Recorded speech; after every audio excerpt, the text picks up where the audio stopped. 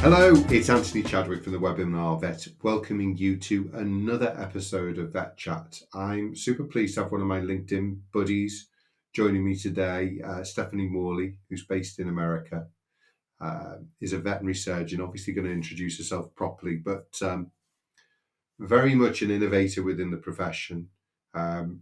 Stephanie will give her own CV at the beginning of the meeting, but I think we're going to have a really interesting time talking about innovation, talking about the particular place where you are at the moment and what sounds like a really super product.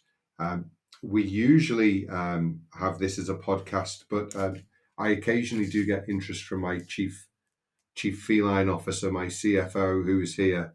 I think as the meeting develops, he's interested to know if this product might be useful to him. So we will, for those of you who are just listening rather than actually watching it on vodcast, Buddy, the cat who adopted me and my wife during the podcast, is the pandemic, is sitting on my lap and is in a very comfortable place to listen to the rest of the conversation. But Stephanie, first of all, thank you so much for coming on to this podcast.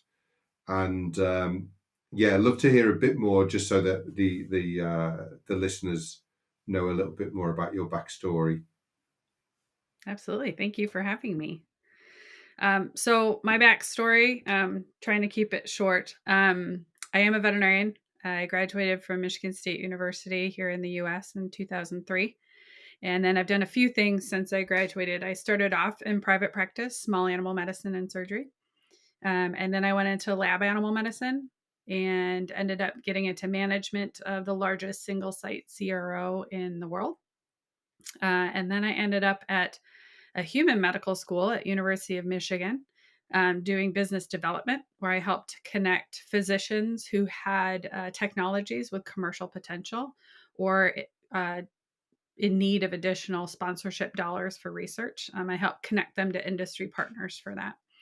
And that's where I really got exposed to just what was being developed in academia for human medicine, and kind of got excited about the idea of how many things could be brought to veterinary medicine.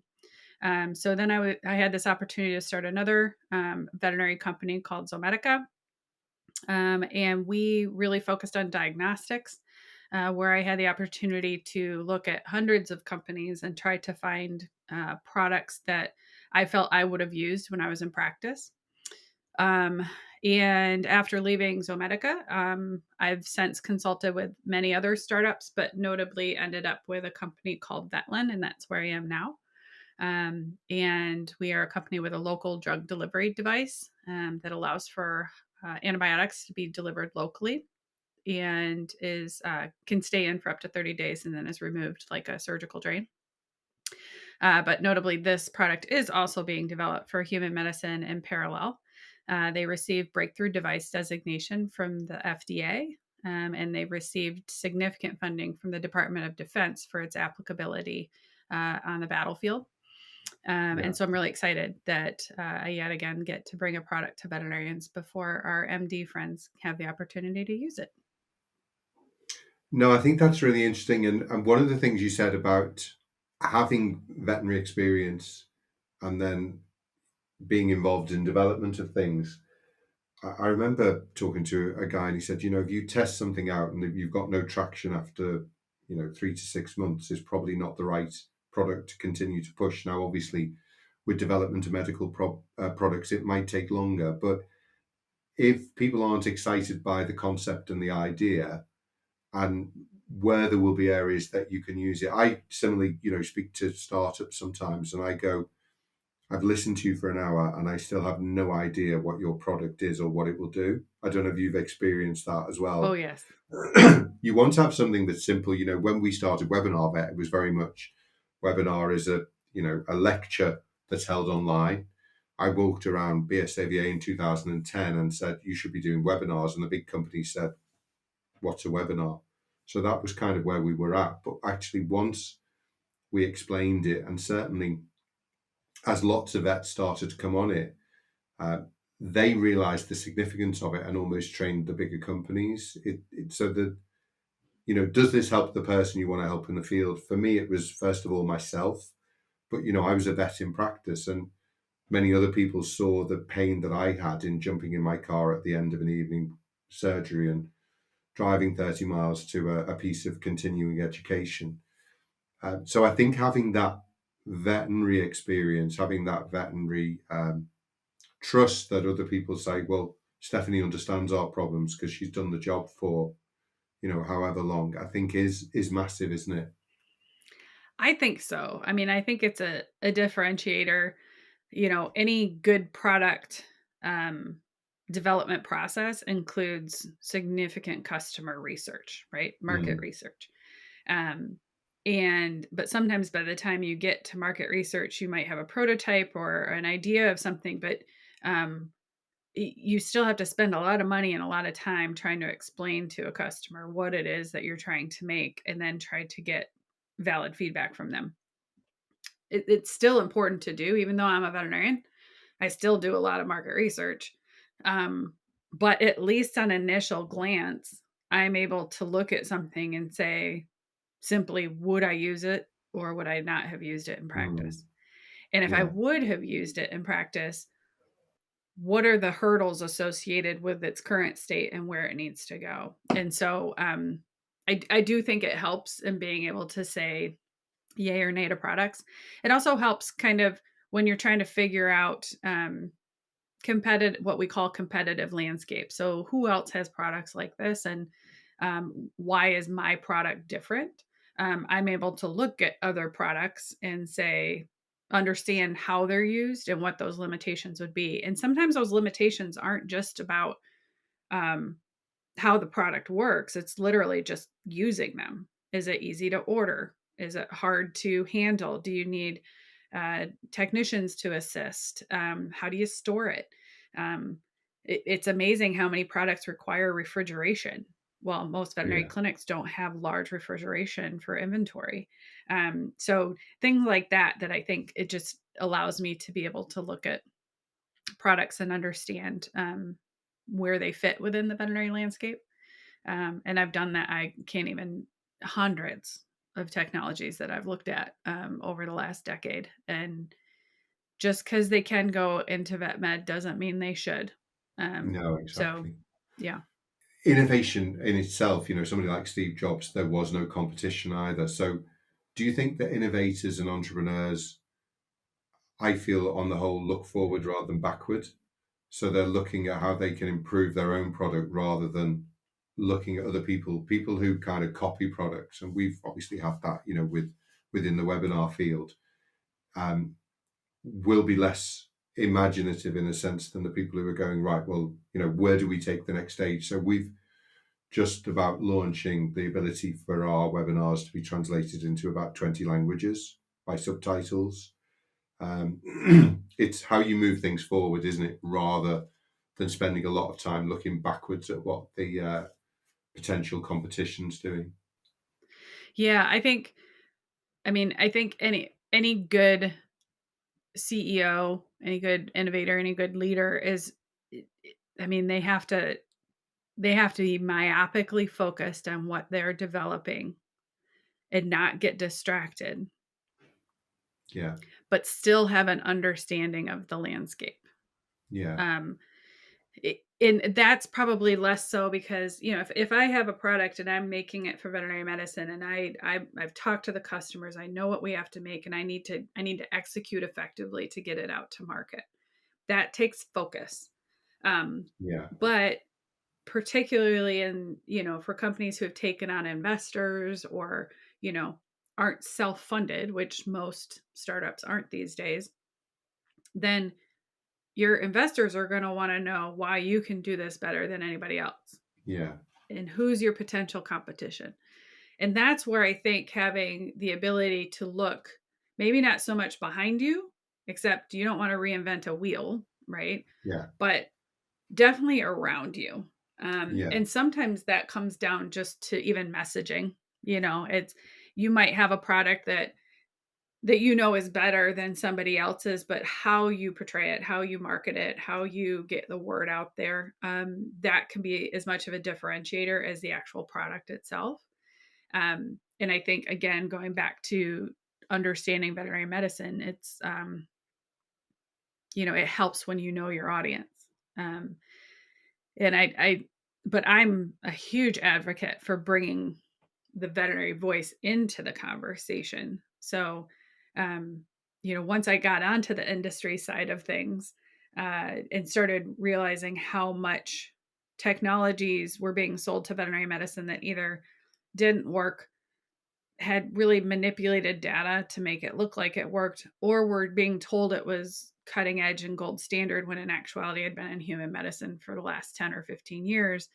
um, I got really frustrated by that because Yeah. veterinarians don't have the time to Mm. dig deep into products, and um, some are better at digging into the data than others. And so you want to just be able to put stuff out there that they can trust is going to work, and you can't always do that, and that's really frustrating. And so I think having an understanding of the psyche of the veterinarian. I mean, I left practice for a lot of the same reasons that people leave practice, and it was not a happy time for me. It was very difficult. Um, so I understand the burdens of time and student loans and perfectionism and client. I mean, gosh, I left practice long before things like Instagram and Facebook and everything and TikTok and everything else were so big. Now I can't even, the pressures of just how easily someone can go out and negatively speak about you or your practice. I mean, those pressures are real. And I just don't want to be part of a frustration. I want to be able to say, listen, I've looked at this product, no pun intended. I've vetted this product. Um, we can trust this data and we can trust this product. Here's how I think you could use it.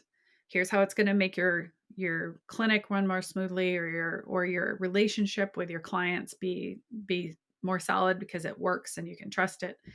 Um, that's what I've just kind of ended up building a real passion for, is bringing those things to my colleagues.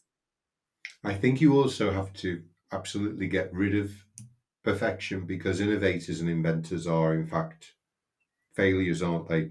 Edison, I Yes. think, had several thousand versions of the filament light bulb before he got the right one. So it's about recognizing you might try something and actually you realize fairly quickly it's a failure. It's about failing fast and moving on to the next thing, isn't it, as well? It really is, which I can, speak personally. That's a daily challenge for me because I know now, um, through lots of self introspection and therapy, how much of a perfectionist I grew up being. But I think many veterinarians are that way because it's such a stringent academic Yeah, requirement to get into vet school and then to successfully graduate from vet school. And so you go from this drive of having to be perfect and get everything right to then all of a sudden you're thrown into practice, right? It's the practice of medicine. And um, that's a really hard transition to all of a sudden say, now you're going to do your best to instill all the learnings that you've had, but sometimes you're going to mess up. And yeah, particularly because some of those might just be human to human interactions, not even what you did medically, right? Um, yeah. and so I think I've learned that was a big struggle for me in practice. And then as I've grown in my career and done all these other things, now that I'm on the entrepreneurial side, it's definitely outside of my comfort zone on a regular basis to say, like, I'm doing my best every day, but sometimes we're going to try something and it's not going to work, and that's okay. Um, and I think people who are born innovators, people who are born to just create and throw stuff out there and see what works, I think there's a elasticity to their ego, or to, I don't know what it would be, to where they just can accept that easily. And those are the people who can try 1,000 times and not be dissuade, and they come back and time 1,001 works.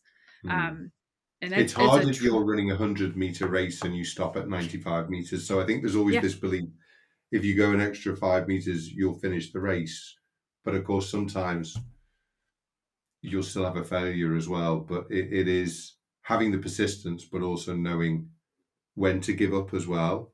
And I True. think some of that is timing, isn't it? And obviously, I want to talk about the Vetlen pouch in development, or we're starting to see people using this in practice, mainly in Mhm. America, or is it being used in other places? Mainly in America right now, but that's primarily just because we've just started Yeah, shipping product. So um, we've had what I call beta pouches out for some time now, where I've had the opportunity for surgeons to try it and provide feedback on it. yeah, And then we had a promotion for a while for signing up for a free pouch. And so we've just started sending out free pouches. Um, and, I think the reason we're doing the free pouches and the reason that I just want to get this in the hands of veterinarians is that I know as a veterinarian, and this goes for other professions and identities as well, but as a veterinarian, you like to hear about other products from veterinarians, right? yeah. And we're a very small company. There's 3 of us in the company, and I am your sales force. So if you go to a veterinary trade show, you're going to see me. If you call our customer service line, you're going to hear from me. And that is a very hard way to launch a product, Mm. particularly when you're up against, very large companies, et cetera. And so what we wanted to do was get as many pouches out there as we could in the hands of surgeons to try so that they could provide feedback to us. And we call it our vouch for the pouch program. So essentially, if they can provide feedback to us, then that allows us to share their case studies with other veterinarians. And it's not us just telling you our product is great. Which the whole marketing has changed. If you think back 20, 30 years, there was a billboard and it was promoting a Canon camera, and we all went, oh, that looks a lovely camera. We went on to buy. Now, of course, the first thing we do is we say, well, we're thinking about buying an SLR camera. Let's put the review up for Canon. And if Canon comes out at 3, then we're looking for one that's going to be, 4 or 5 stars, aren't we? So we're very much review marketing is just massive, isn't it? So it's absolutely the Yes. right way to go. Just explain to me a little bit about the pouch. So obviously it does make sense.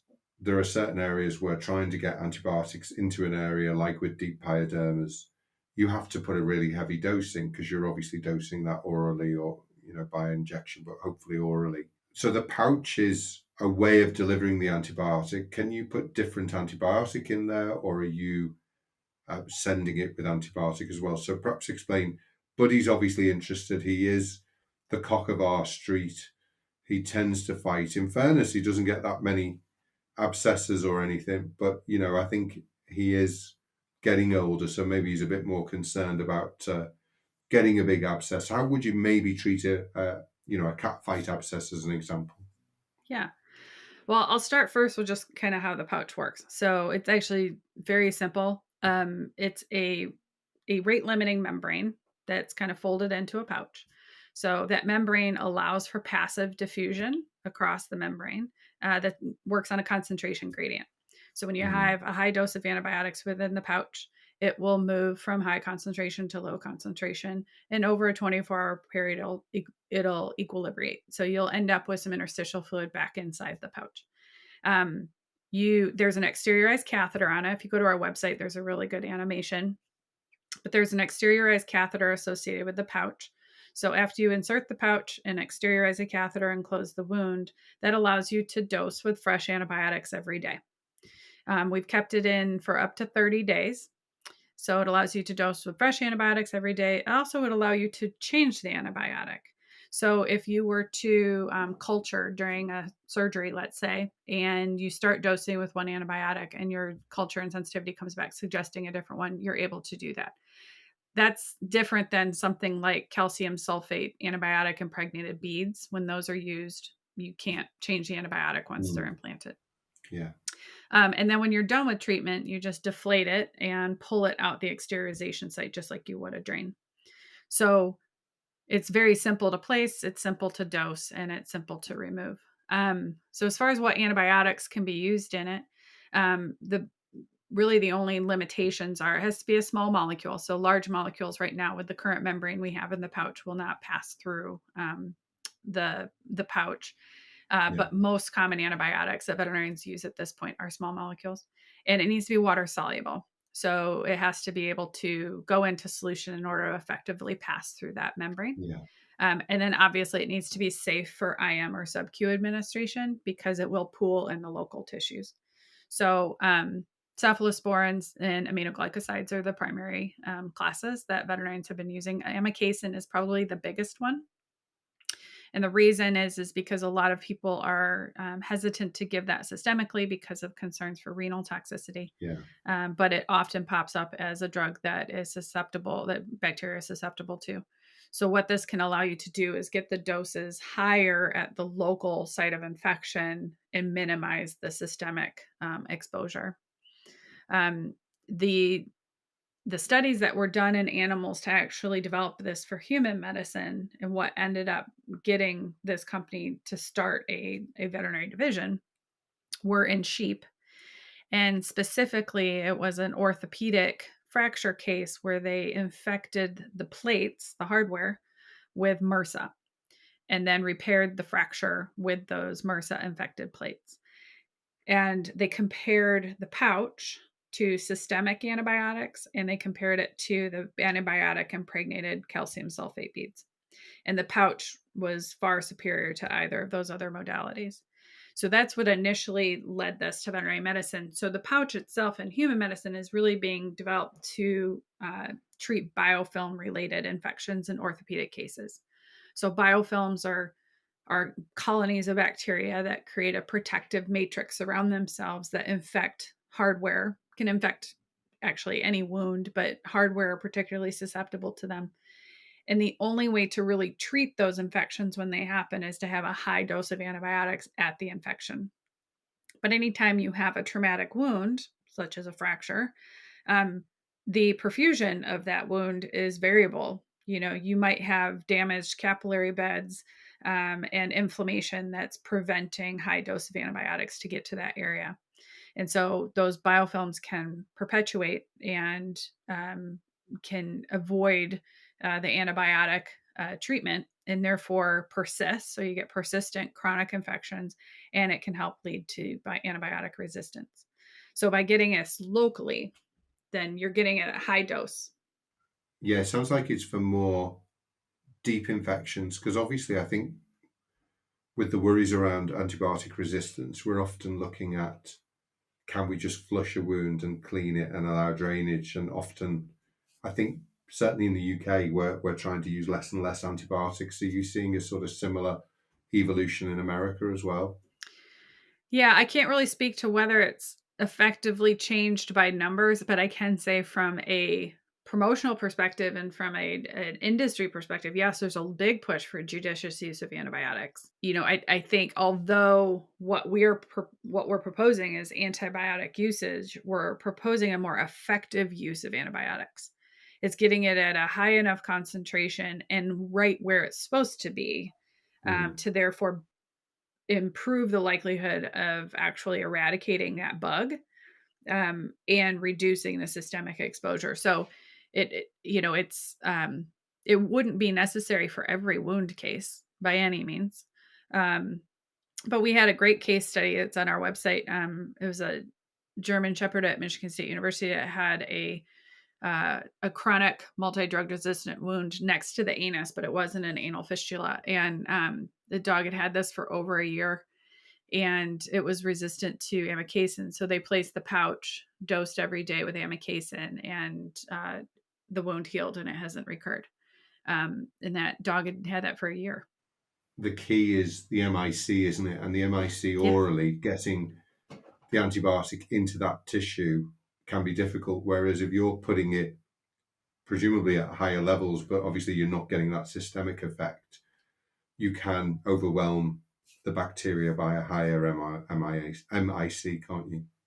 Yes. And so the pouch was developed, it's a spin out from the University of Utah School of Medicine, the Department of Orthopedics. So the inventors of this are Dustin Williams is a microbiologist and and then there's multiple biomedical engineers that have developed it. So he's literally written the book on biofilms. So this came from a solution. He knew you needed to have a high dose of antibiotics in order to really truly beat biofilms. And he's done work for probably every orthopedic company out there trying to prevent these from happening. But then he also was inspired by uncle, I believe, who had dialysis. And so the membranes being used in dialysis is what kind of inspired him to think about, well, could that be used to really ensure local concentrations or local delivery of antibiotic? And that's how it was developed. So it truly was developed by people who know how to battle biofilm infections and along with, MDs. It's So come from practical people and it's absolutely. solving a practical issue, which, as you said before, and I can certainly think of cases as you can of tests, treatments that really are not suitable to be used in practice. Yes. Yeah. And I think that's where, that when you look at products that are being made for human medicine and you say, well, could they be in veterinary medicine? Well, yeah, they could, but should they be? I mean, and Yeah, that's do we usually need them? because, yeah, do we need them? How much do they cost? Can we actually sell them? Um, and is it practical for our inventory systems and for, um, to send it home with owners? We have Yeah. had animals go home with the pouch in place. Owners have treated it home. So, yeah, it was definitely developed for human medicine, and like I said, they've received FDA breakthrough device designation, so they're in a significant amount of funding from the Department of Defense. There's a lot of utility for this in human medicine, but the opportunity in veterinary medicine is, um, I think, just as great, and I'm really excited they found me. Mm. Stephanie, it's been great to speak to you. I always love speaking to innovators. It's one of our value words at the company as well. We're always wanting to keep on moving because I think once you kind of say, we've arrived, we don't need to innovate anymore, that is a company that is going to die either very quickly but it is definitely going to die, isn't it? So innovation, I think, has to be at the heart of what we do if we want to progress medicine, surgery, etc. Buddy's definitely been interested as well. He's as you can see, he's showing his approval by raising himself up to have comments, and I think also a stroke as well. But Thanks, buddy. thank you so much for coming on. I know how busy you are, and who knows? Hopefully, I might meet you at VMX in January. We'll be there. We'll be in the startup circle. Fantastic, Yeah. Stephanie. Thanks so much. Thank you everyone for listening, and hopefully see you on a podcast or a webinar very soon. Take care. Bye bye.